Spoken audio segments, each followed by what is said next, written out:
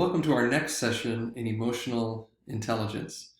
We've looked at self-awareness, which is understanding your emotions and how it affects others. We've looked at self-regulation, and having understood your emotions, how do you regulate those? How do you manage those in an effective way to display them appropriately?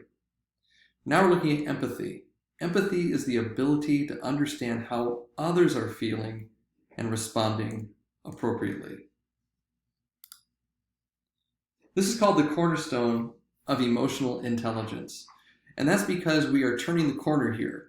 So far, we've looked at understanding your own emotions, regulating your own emotions, to now looking at the emotions of others and understanding how other people are feeling and helping them express those emotions appropriately. And that seems like a very daunting task. It's hard enough sometimes to figure out what you're feeling, let alone what someone else is feeling. It's hard enough to know how to manage your own emotions, let alone the emotions of another person. But before you shy away from that, the good news is that over 90% of people have the ability to empathize with others. Now, perhaps you're worried and you say, maybe I'm a 10%er. I doubt that. That 10% is reserved for those who have some significant psychological challenges. And even among them, it's not that they can't empathize. It's sometimes they have a hard time expressing that empathy. But more than likely, you're in the 90% and you can do this. For some of us, this is going to come much more easily. For others of us, we're going to have to work at it. But there'll be a few strategies here at the end that might help you grow in the area of empathy. There are different kinds of empathy.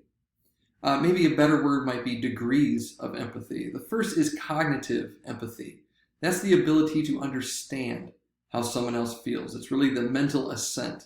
It is that the information has registered. You understand how someone is feeling. You're reading them to some degree.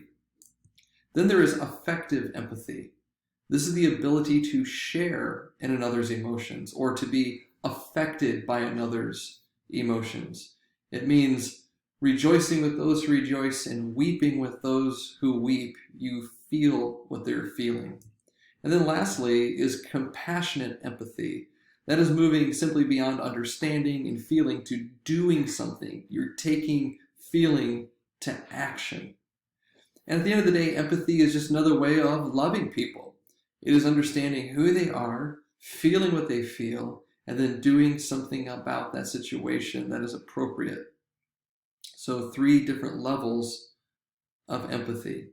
And they're all good. They all need to happen. You need to understand it. Affective empathy, some of us are affected by others more. And if we're not careful, sometimes we'll just feel that other person's feeling and jump right in, and we're losing sight of how to help them with that. So if you're a person who feels others' emotions pretty quickly, remember the point of feeling is to take it to action, or the point of feeling is to help them express it appropriately, not just join in with them and perhaps demonstrate those emotions inappropriately with them. And we're going to talk a little bit about that, of how you can improve in that area. You see, it's important in personal life. It's hard to have any kind of relationship that lacks empathy, because lacking empathy is ultimately lacking love. That we have to strive to understand how people feel it with them, and be willing to have compassion upon them based on those feelings. In the work life, it's very important. You're going to walk into a work situation and there might be some conflict, or just trying to understand why a person is feeling the way they're feeling. For instance, if I'm a manager and I tell my worker for the 3rd night in a row, you need to stay late, and I watch his countenance drop, I can be quick just to say, what's your problem? We all have to do this once in a while, and give them the logical explanation. But we talked about this before, that our mind and our body and our emotions, they all work very close to one another. And the reason his countenance dropped was not because he went through the logical implications of it. He knows that he needs to work late once in a while. His countenance dropped because he was feeling something. He was feeling that this is one more night. Maybe I don't get home quite as soon, maybe to tuck the kids in, or have some time with my spouse, or engage in that hobby that I normally like to engage in. He's feeling something. And so rather than appealing on the level of logic, take a moment and say, hey, I understand how you feel. I understand that perhaps you had some other plans, that I get it. And I feel it right along with you. But we do know that this has to be done, and I really respect your staying and getting this done despite the difficulty that it presents. That is an emotional intelligent concept rather than say, hey, quit feeling that. Number one, that's hard to tell somebody. Quit feeling that. You have to acknowledge that the feeling exists and deal with it. When you deal with your clients, that offer is going to be turned down for them that they were so hopeful would be accepted.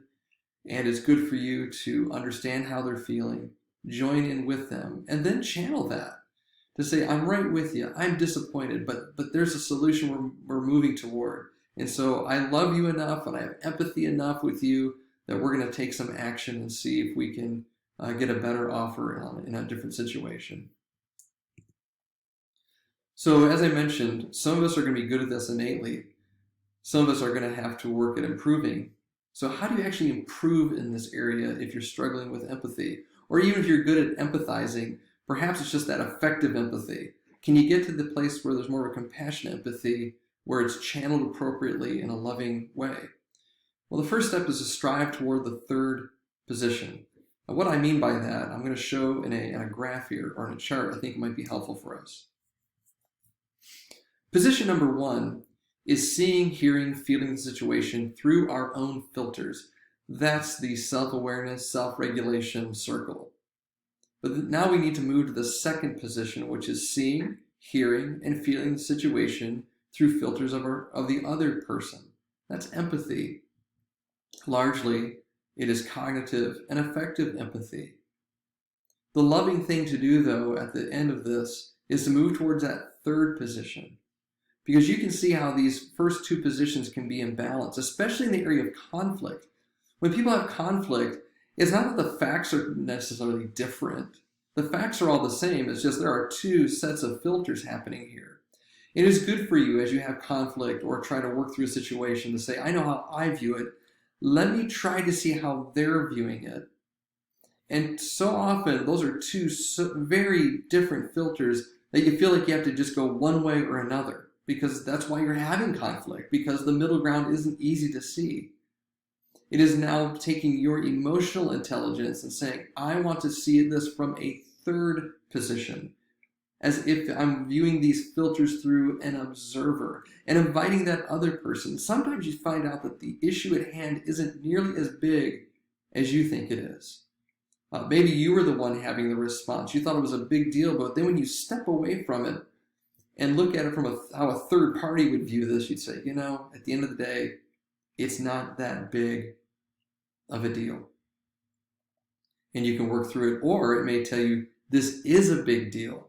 And I was at fault for not viewing it as important as it really is. But getting that third position, that takes a lot of humility, takes a lot of effort, and it takes a lot of personal emotional regulation to be able to do that. But you can grow in empathy to the place where it's not just simply feeling what they're feeling or knowing what they're feeling, but helping them with what they're feeling and bringing that into alignment with what you're feeling. And that is the mark of emotional intelligence. So strive for that third position. Also, we can pay attention to body language. Most communication tends to happen through how we say something, not just that we said something. Have you heard that child apologize to the other child? You say, now apologize. I'm sorry. And they roll their eyes. Well, that was not a very sincere apology. And so pay attention to body language. Don't just listen to what people are saying to you. Watch how they are saying it to you, and then you'll have far better insight maybe into what they're feeling. Maybe trying to find out why they're feeling that and helping them channel it appropriately. And do respond to feelings. As I mentioned before, the coworker that I asked to stay late, I didn't just respond on the basis of logic alone, but I responded to the feelings. Feelings are legitimate. Sometimes responding to that feeling, even though you know it's unfounded at that moment, at least you're acknowledging that it exists.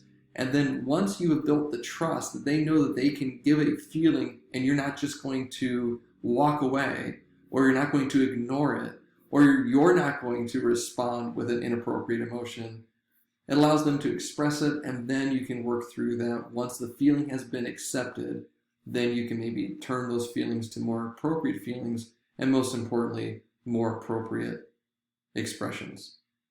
Well, that's empathy. The next time we're going to look at motivation.